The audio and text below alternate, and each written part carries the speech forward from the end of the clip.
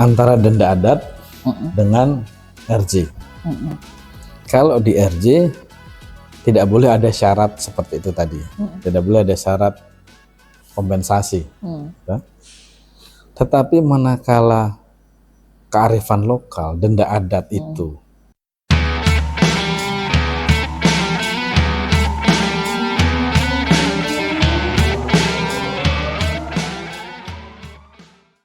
Halo sahabat podcast RRI, bersama Om Jack Smart, obrolan menarik, jaksa menjawab sebagai sahabat masyarakat.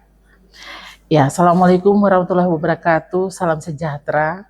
Kita kembali lagi pada podcast Kejaksaan Republik Indonesia. Selamat datang dalam program podcast kali ini, yaitu podcast Om Jack Smart, yang menghadirkan informasi hukum secara objektif, edukatif, dan mudah dipahami oleh masyarakat. Ya, pada kesempatan hari ini kita akan membahas sebuah tema penting, yaitu penerapan restoratif justice pada perkara tindak pidana umum. Sebuah pendekatan penyelesaian perkara yang menjadi prioritas kejaksaan dalam mewujudkan penegakan hukum yang humanis, proporsional, dan berkeadilan. Bersama kita telah hadir narasumber saat ini, yaitu Bapak Dr. Briam Budi, SHMH. Beliau sebagai asisten tindak pidana umum yang akan memberikan penjelasan seputar pelaksanaan restoratif justice di lingkungan Kejaksaan Tinggi Papua Barat. Saya ucapkan terima kasih kepada Bapak narasumber yang telah berkenan meluangkan waktu untuk hadir dalam podcast kali ini. Ya, baik Bapak, untuk memberikan pemahaman awal kepada para pendengar kita, mohon dijelaskan terlebih dulu apa yang dimaksud dengan restoratif justice dalam perspektif kejaksaan dan bagaimana konsep ini berbeda dengan pendekatan peradilan pidana konvensional lainnya. Silakan Pak. baik. Terima kasih atas undangan dan berkenan rekan-rekan dari RRI yang telah mengundang kami sebagai narasumber, dan kolaborasi yang terjalin dengan baik selama ini mudah-mudahan terus berlanjut ke depan. Saya juga ingin menyapa para pemirsa atau pendengar kita ya, RRI seluruh Papua Barat. Tadi sudah diperkenalkan oleh host kita, dan kebetulan saya di sini sudah 3 bulan bertugas sebagai asisten tindak pidana umum yang bertugas melakukan pengendalian secara teknis perkara-perkara di bidang tindak pidana umum. Nah, khusus terkait pertanyaan Ibu host tadi, apa dan bagaimana keadilan restoratif atau istilah kerennya ini RJ. RJ dalam perspektif kejaksaan. Kalau kita berbicara dari perspektif general dulu, restoratif justice itu penghentian satu proses penanganan perkara pidana. Nah, dia menitikberatkan kepada korban, kepentingan korban, kepentingan masyarakat secara umum. Nah, secara umum RJ ini bisa dilakukan di 3 tahap. Tahap penyidikan, tahap penuntutan, dan tahap peradilan. Sehingga masyarakat pencari keadilan bisa menyelesaikan di 3 tahap itu, tergantung mana yang tercapai Kesepakatannya. Nah, manakala sudah sampai di tahap penuntutan, maka penghentian proses perkara itu namanya adalah penghentian penuntutan. Nah, karena di kewenangan kejaksaan adalah di penuntutan untuk perkara pidana umum ya. Kalau pidana khusus, kejaksaan juga punya kewenangan melakukan penyidikan. Nah, penghentian penuntutan berdasarkan keadilan restoratif ini, kejaksaan juga mempunyai kewenangan, dan ini berlaku seluruh dunia, berlaku universal, tidak hanya di Indonesia. manakala penyidik melimpahkan perkara setelah dinyatakan lengkap P21, maka penyidik wajib menyerahkan tersangka dan barang bukti beserta berkas perkara ke jaksa penuntut umum. Karena secara universal jaksa itu ada asas yang berlaku, namanya asas dominis litis, sebagai penguasa dan pemilik perkara. Jadi meskipun perkara itu sudah dinyatakan lengkap P21, jaksa punya kewenangan menentukan mau dilimpahkan ke pengadilan atau dihentikan atau diselesaikan dengan cara lain. Nah, jadi bukan berarti P21 itu harus ke pengadilan, tidak. Nah, karena asas dominis litis, namanya asas itu berlaku universal di dunia hukum pidana. Dan namanya asas itu di atas undang-undang keberlakuannya yang harus dipatuhi. Gitu ya. Nah, muara dari penanganan perkara itu kan ada diserahkan ke pengadilan, ada dihentikan, ya kan? Atau ditutup. Itu semua ada di KUHP dan di Undang-Undang Nomor 11 Tahun 2021 tentang kejaksaan. Nah, makanya saya harus menjelaskan secara runtut ini dari asas sampai ke undang-undang sampai ke perja. Nah, kalau kewenangan untuk penutupan perkara ya, ada di jaksa, dilakukan demi kepentingan hukum. Di antaranya terdakwa meninggal dunia, daluarsa sudah expired perkaranya, nebis in idem. Nebis in idem itu kalau ada terdakwa diproses, tetapi sebenarnya perkaranya, peristiwanya sudah pernah disidangkan. Dia nggak boleh diulang lagi dong, karena sudah pernah diproses kan, nebis in idem. Kemudian untuk perkara delik aduan yang pelapornya menarik aduannya, menarik laporannya. Kemudian sebab kelima, ini cantolan penting untuk hadirnya kejaksaan. Sudah ada penyelesaian perkara di luar pengadilan. Seperti acara adat, seperti begitu. Ya, itu istilah Belandanya afdoning buiten proses. Nah, restoratif justice inilah penyelesaian di luar pengadilan. Iya, baik Bapak. Apa alasan mendasar sehingga kejaksaan menjadikan RJ ini sebagai alasan atau sebagai salah satu kebijakan strategis dalam penanganan perkara pidana umum? Oke. Jadi kita sebagai aparatur penegakan hukum harus mengikuti tren hukum global. Ya kan? Sejak tahun 70-an sudah bergeser paradigma penegakan hukum. Yang sebelum tahun 70-an itu hukum pidana dilakukan fokusnya ya retributif, pembalasan. Jadi fokusnya ke pelaku, ke terdakwa, harus dihukum seberat-beratnya. Gitu. Tapi itu sudah paradigma lama. Sejak 70-an itu sudah mulai berkembang di kampus-kampus ternama di seluruh dunia. Kemudian secara global diberlakukan di dunia penegakan hukum. Sebenarnya Indonesia agak terlambat, tetapi nggak apa-apa, lebih baik terlambat daripada tidak, toh. Gitu. Sehingga kita juga mengikuti perkembangan global. Pakar-pakar hukum kita menggelorakan itu kalian restoratif supaya hak-hak masyarakat dan korban yang dicederai itu dijadikan fokus, harus kembali semula. Nah, seperti itu. Tapi biasanya kan masyarakat kurang puas ya kalau apalagi kalau yang dituntut dirasakan kok tidak setimpal dengan perbuatannya ya, seperti itu Bapak. Oke. Baik, kami lanjutkan ke aspek regulasi nih Pak.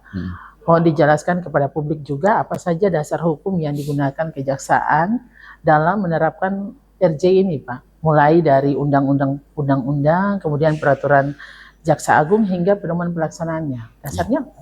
Boleh.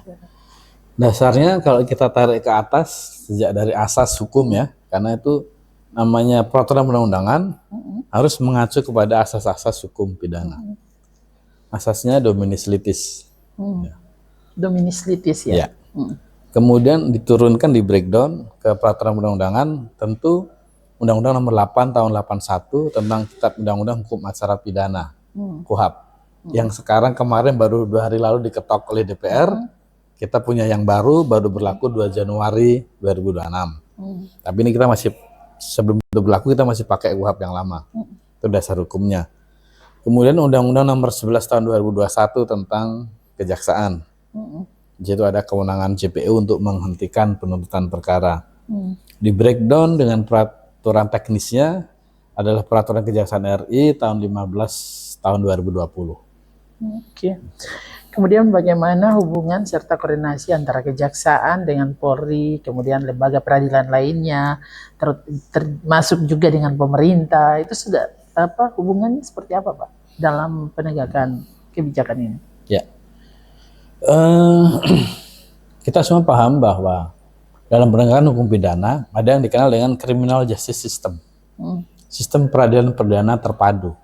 Itu suatu sistem yang saling mengait antar subsistem, yaitu subsistem penyidikan. Itu ada penyidik Polri, ada penyidik lain-lain ya, bea cukai, PPNS, di setiap kementerian lembaga juga ada penyidiknya. Kemudian subsistem penuntutan, hanya ada satu kejaksaan. Siapapun penyidiknya, apapun perkaranya, muaranya hanya satu, kejaksaan. Makanya ada asas single prosecution system. Hanya satu lembaga penuntutan, yaitu kejaksaan. Kalau penyidik banyak, penuntut hanya satu, kejaksaan. Sistem berikutnya sistem peradilan, yaitu Mahkamah Agung dan pengadilan di daerah. Setiap sistem itu tidak bisa terpisah, sehingga harus ada sinergi, kolaborasi, koordinasi, komunikasi yang baik. Tadi saya sudah sampaikan, di penyidik pun ada kewenangan untuk melakukan RJ. Nah, hubungannya seperti apa? Apabila penyidik melakukan RJ, harus menyampaikan pemberitahuan ke jaksa penuntut umum sebagai pemilik dan penguasa perkara, asas dominus litis tadi. Kembali harus lagi menyampaikan ya SP3-nya.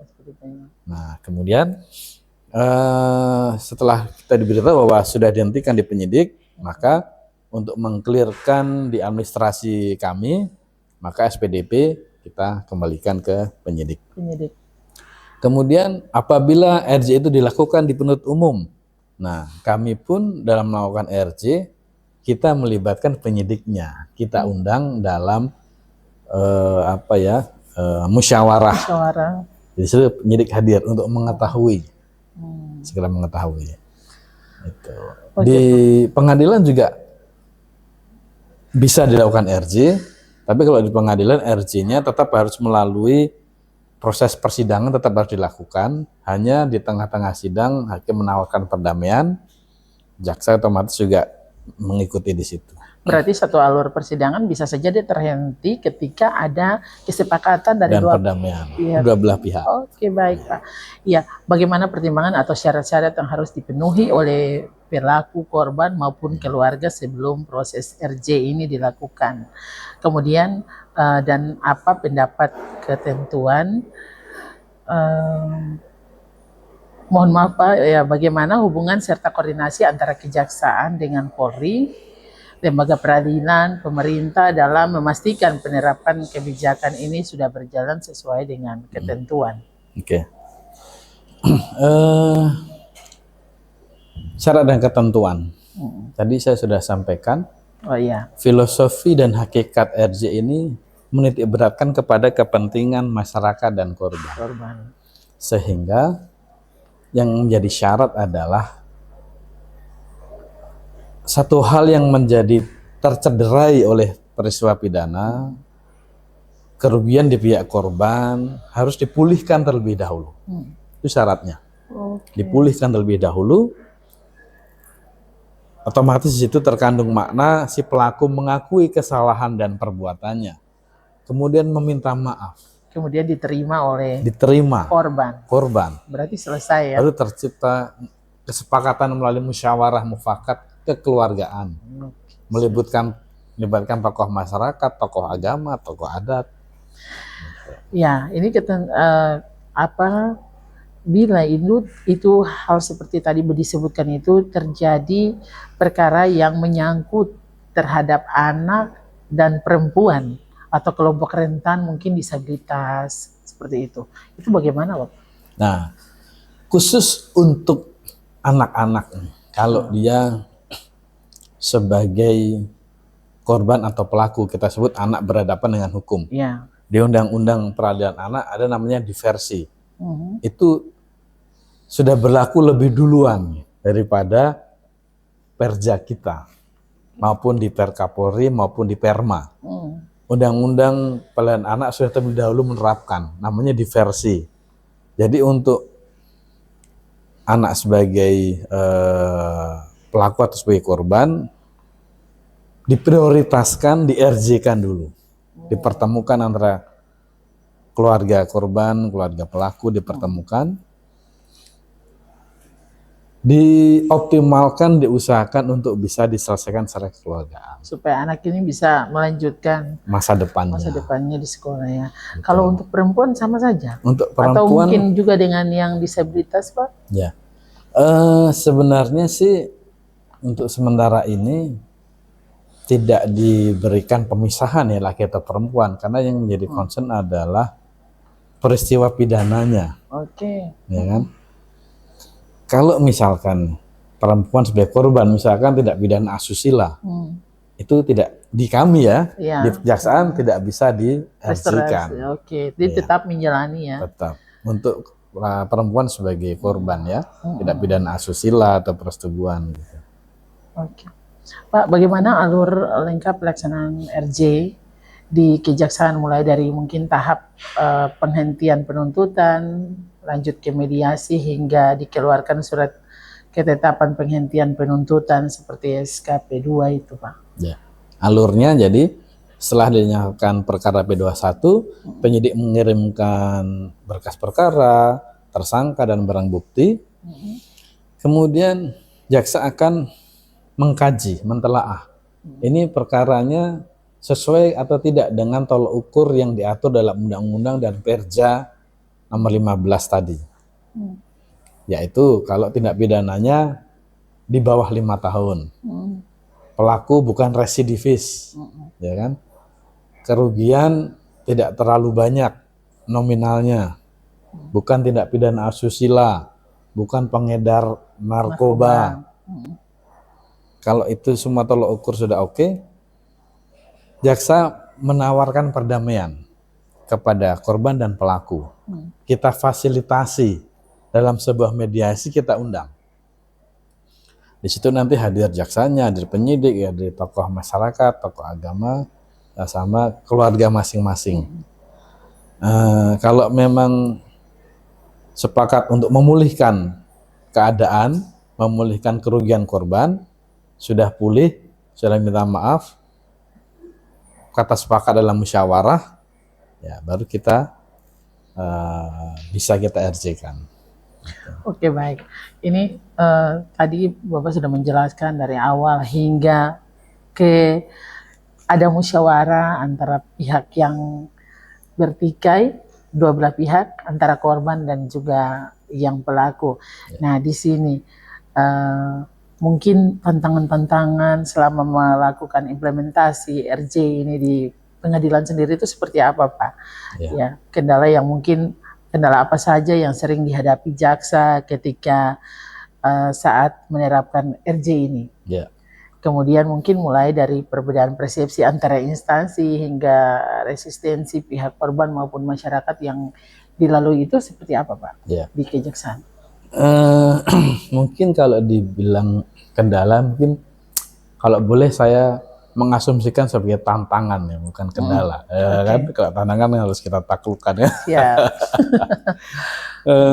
Kendala mungkin dalam hal formil ya, bahwa di dalam juknis kita waktu untuk mengerjakan, memediasi itu dibatasi secara limitatif saja. Jadi ada limit waktu ketentuan yang 2 minggu, kemudian harus kita gelar perkara ke pimpinan, juga ke pimpinan di Kejaksaan Agung. Tapi itu harus kita maknai sebagai tantangan, sehingga jaksa-jaksa ini harus lebih cepat kerjanya, harus lebih gercep kerja dari mengkaji sampai kemudian memfasilitasi mediasi, gelar perkara itu harus cepat. Kemudian tantangan lain adalah pada saat kita memfasilitasi untuk musyawarah, pelaku ini sebenarnya mau, tapi korban tidak mau atau ogah-ogahan. Ya. Ya, karena kita sebatas sebagai fasilitator, ya sudah, kalau memang tidak mau apa boleh buat.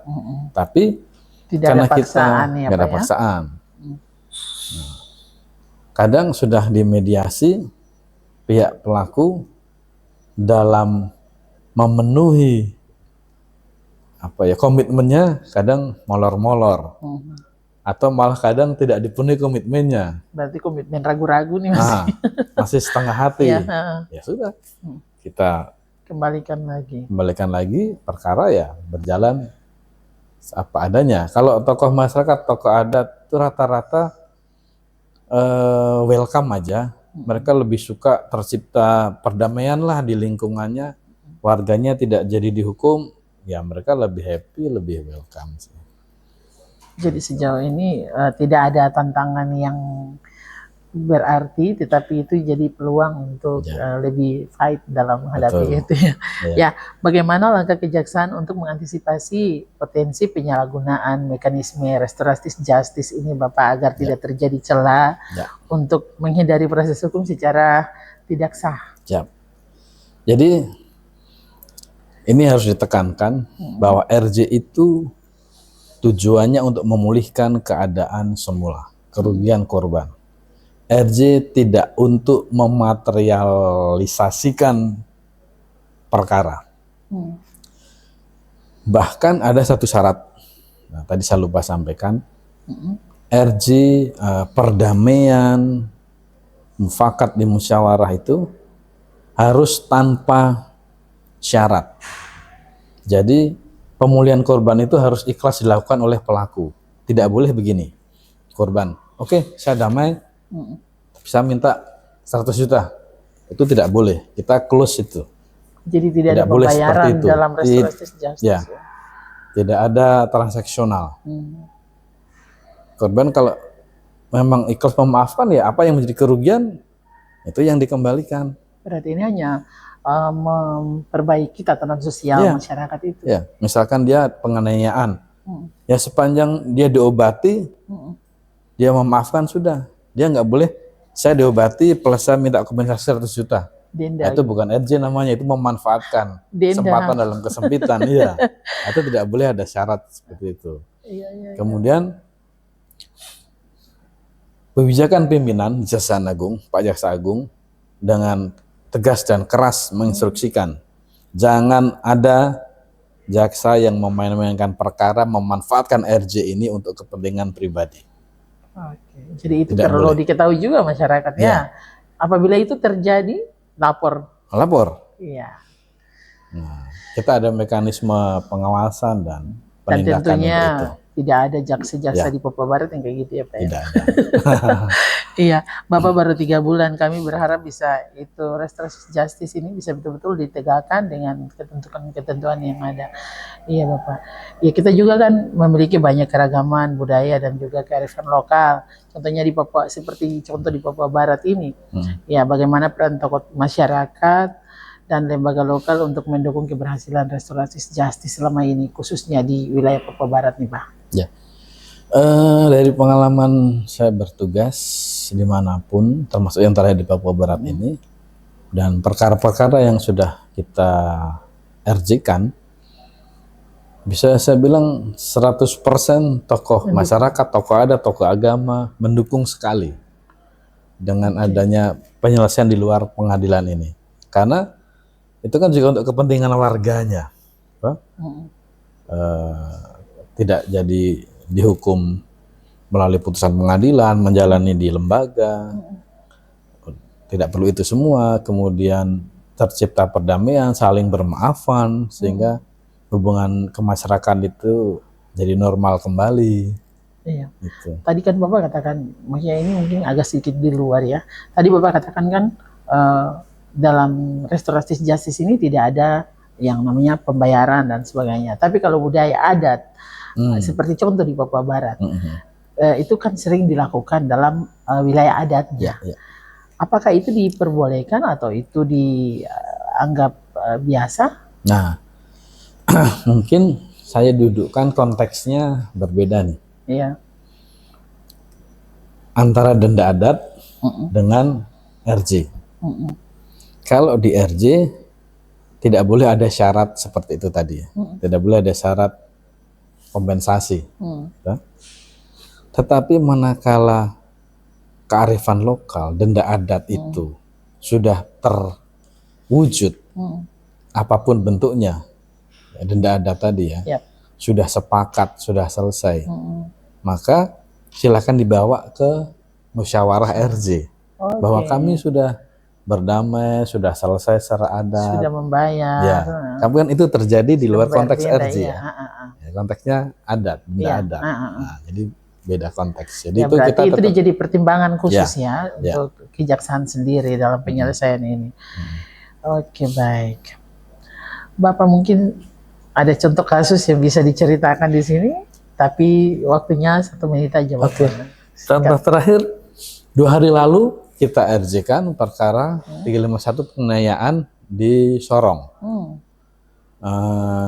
Luka-lukanya sudah ditanggung pengobatannya oleh pelaku, 2 keluarga sudah bermaafan, sepakat berdamai, sepakat dihentikan perkaranya tidak sampai di pengadilan.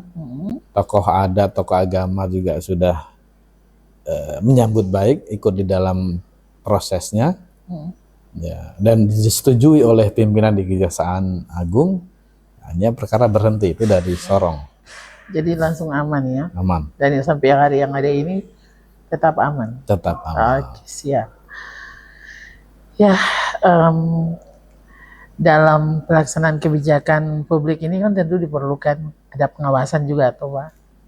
Bagaimana mekanisme pengawasan internal di Kejaksaan untuk memastikan bahwa setiap penerapan RJ yang dilakukan itu sesuai dengan prosedur dan tidak menyimpang? Memang tadi Bapak katakan itu sudah tegas dari Kejaksaan Agung bahwa setiap jaksa tidak boleh. Nah, mekanismenya ada 2.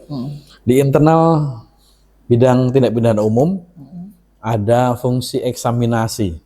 Itu kita memeriksa jalannya penanganan perkara.